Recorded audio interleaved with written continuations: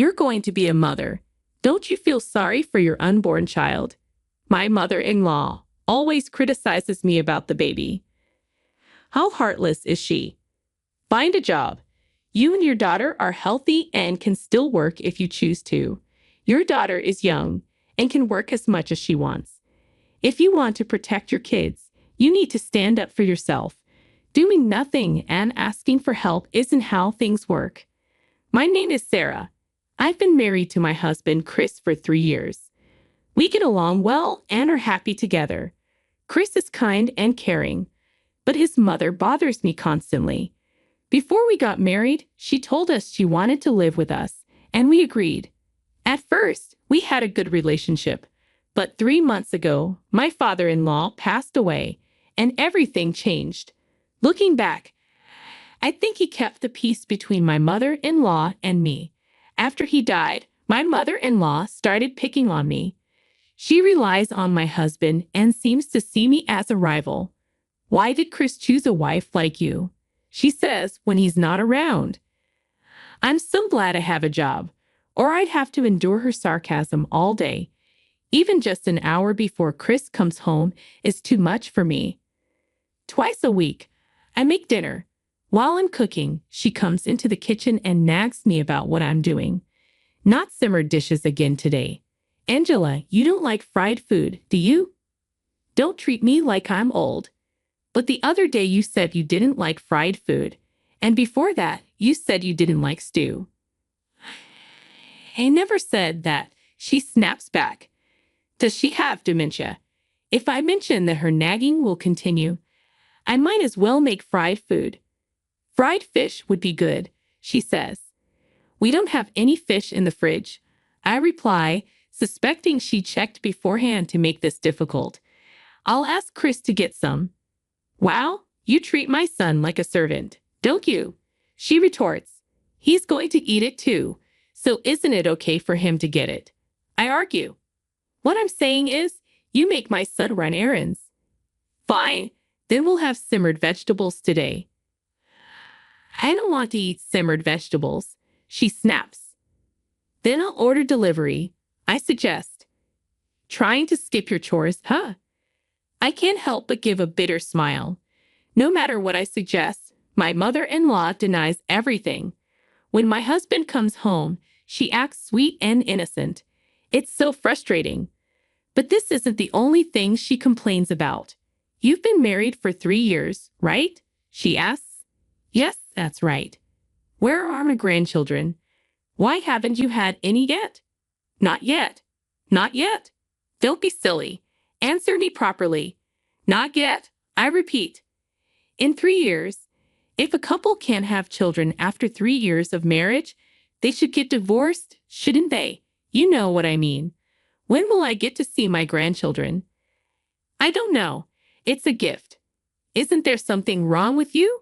You had a problem, so you can't get pregnant or something. Her comments are so annoying.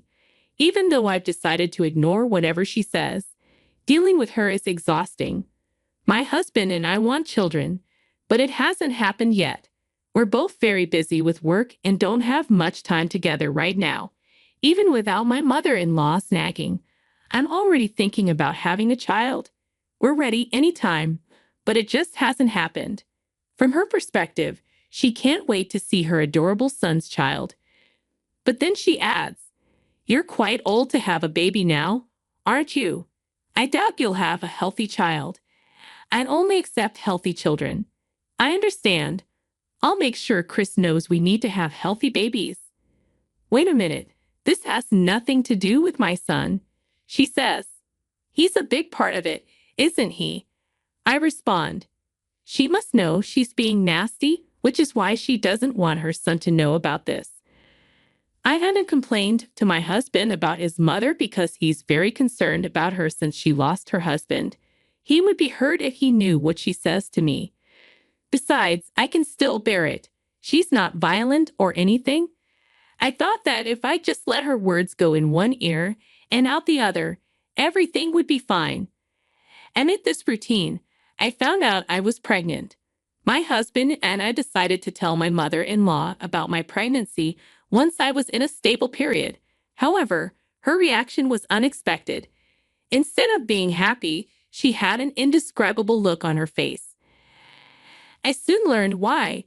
My sister-in-law was also pregnant and facing marital problems. She and her husband were on the verge of divorce. What on earth was going on? The next day, my sister-in-law came to our house with shocking news. Her husband had been unfaithful and left her while she was pregnant. She didn't know what to do and returned to her parents' house, seeking her mother's support.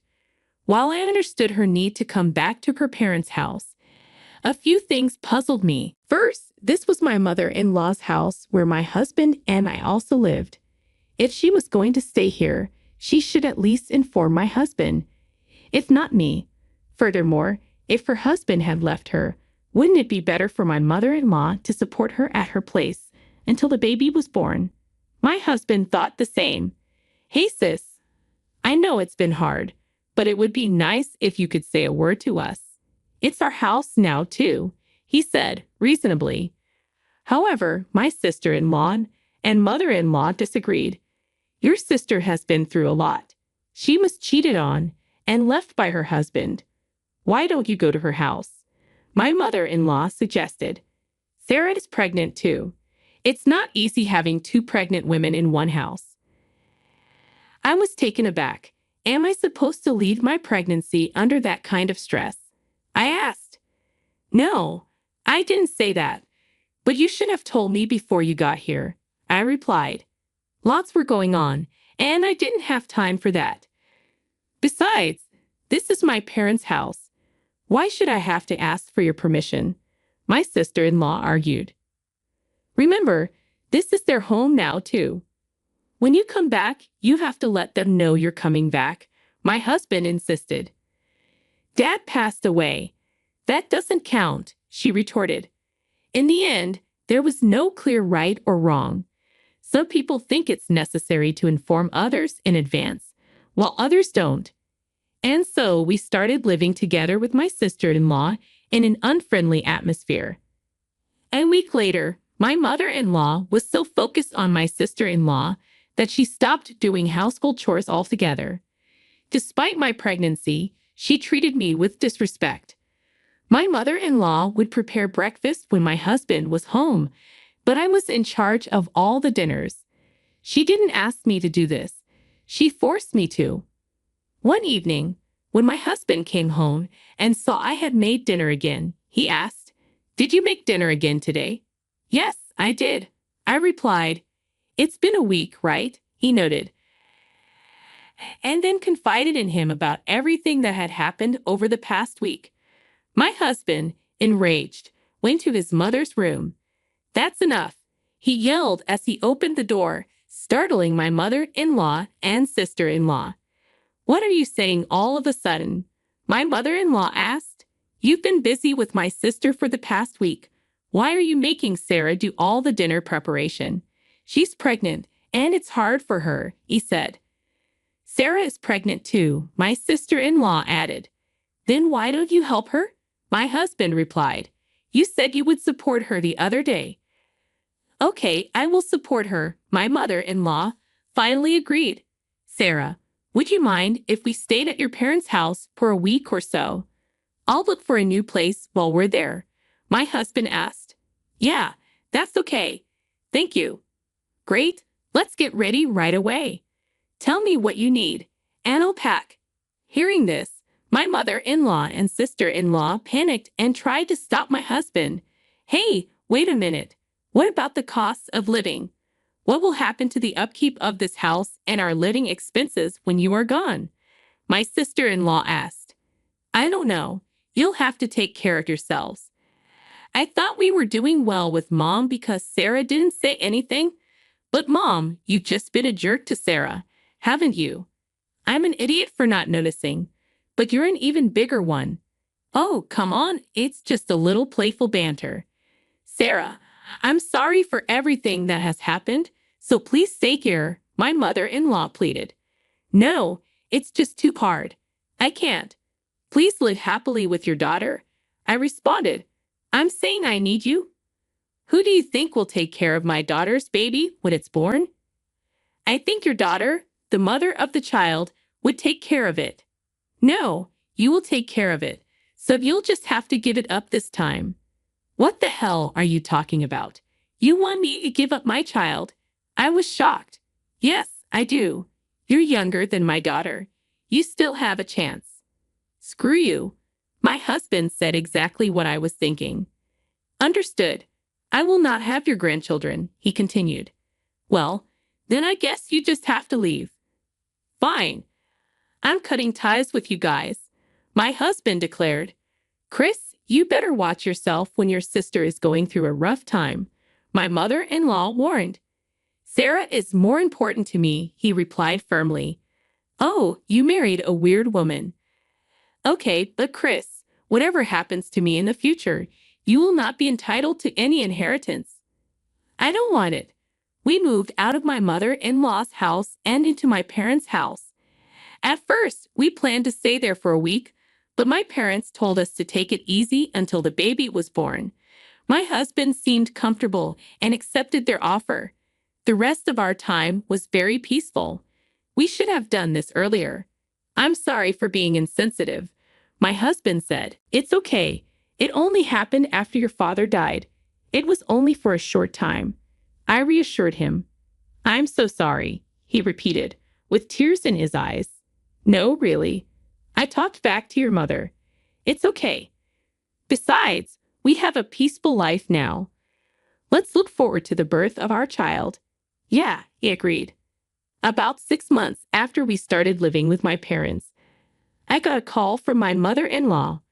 Although I didn't want to speak to her, I decided to answer. Sarah, how are you? She asked. She wanted money. She said she had savings but couldn't withdraw them right away because they were in a time deposit. She wanted to borrow some money for a while. I decided to ignore her request and hung up without saying anything. Told my husband when he came home. She can't withdraw money because it's in a time deposit. Don't understand what she means. Anyway, you're pregnant right now. You shouldn't be thinking about unnecessary things, he said. However, my mother-in-law was so desperate that she came over to my parents' house. On that day, my husband and I were the only ones at home. When my mother-in-law confirmed that my parents were not there, she tried to barge in. Wait a minute. This is Sarah's parents' house. You can't just barge in here. If you want to talk right here, my husband said firmly.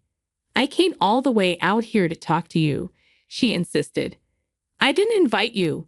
I thought we cut ties with you. It's not that easy to cut ties. So I need you to lend me money, my mother-in-law pleaded. Impossible. Go home now, my husband responded firmly.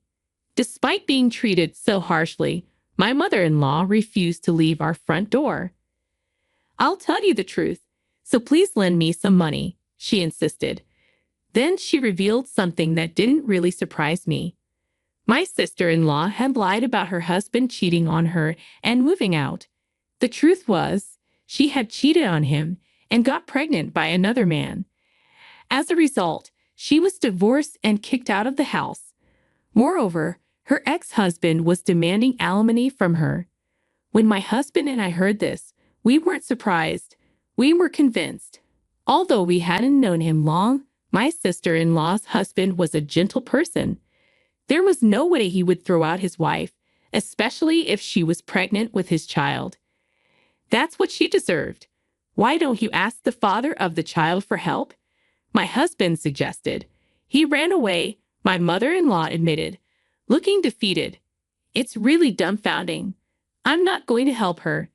I have no reason to, my husband stated firmly. I'll never forget what you said to me, I added. What did I say? My mother-in-law asked, confused. You told Sarah to give up the baby? My husband reminded her. I apologized for that already. Besides, it's growing up fine, isn't it? Oh, my beautiful grandchild, she cooed, trying to touch my protruding belly. Don't touch me, I exclaimed, shaking her hand off as hard as I could. There was nothing more offensive than being petted by a stranger. I apologized. Don't hold it against me. Sorry, Chris. May I asked, seeking his approval. He nodded silently. I can't forgive you for telling me to give up my child. You do nothing and then come asking for help. Things don't work that way. Well, that's them. Goodbye, my husband said, as he kicked my mother-in-law out the front door and locked it behind her. 6 months have passed since then. All we received from my mother-in-law was a postcard telling us that my sister-in-law had a baby. We haven't been in touch, so we don't know what's going on with my mother-in-law, my sister-in-law, and her child. But I like to think they are working hard for the child's sake. Meanwhile, I successfully delivered my first child 5 months ago, a sweet, sweet boy. Raising a child is often a challenge, but with the help of my parents, he's growing up fast. I will continue to protect this life for the sake of my child. There are certain people who can only think of themselves. It's a sad thing. At any rate, I'm glad that my family was able to escape from my in-laws. From now on, we'll enjoy a peaceful life. Thank you for watching to the end. Please subscribe to our channel. See you in the next video.